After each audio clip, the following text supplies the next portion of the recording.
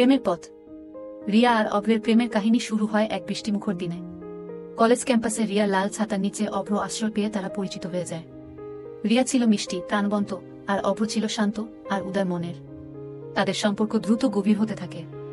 প্রতিদিন সন্ধ্যায় তারা কলেজের পাশে পার্কে বসে গল্প করত, আর রিয়া অভ্রকে তার স্বপ্নের গল্প শোনাত। একদিন রিয়া অভ্রকে জানায় যে তার একটি পুরনো বন্ধুর সঙ্গে দেখা করার কথা। অভ্র কোনো সন্দেহ পোষণ করে না, কারণ রিয়ার উপর তার বিশ্বাস ছিল। তবে পরের দিন অভ্র রিয়াকে সেই বন্ধুর সঙ্গে শহরের একটি রেস্তোরাঁয় দেখতে পায়।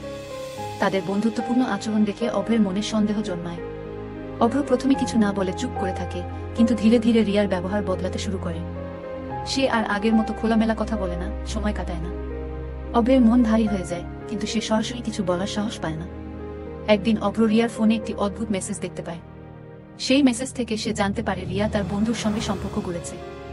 অভ্রের হৃদয় ভেঙে যায়। সে রিয়ার সম্মুখীন হয় এবং জানতে চায় কেন সে এমন করল।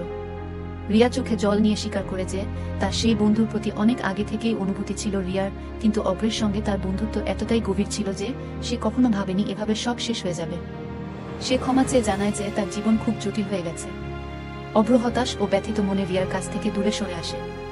সে বুঝতে পারে যে জীবনে বিশ্বাসঘাতকতা মেনে নেওয়া কঠিন, কিন্তু সময়ের সঙ্গে সঙ্গে তাকে এই ক্ষত সারাতে হবে এবং তার বন্ধুরা তাকে সান্ত্বনা দেয়।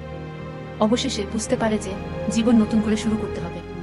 প্রেম আসতে পারে, প্রেম যেতে পারে, কিন্তু নিজের আত্মাকে শক্তিশালী রাখতে হবে। কিছুদিন পরে সে নিজেকে নতুন উদ্যমে খুঁজে পায়। সে আবার নতুনভাবে জীবন শুরু করতে প্রস্তুত হয়ে ওঠে।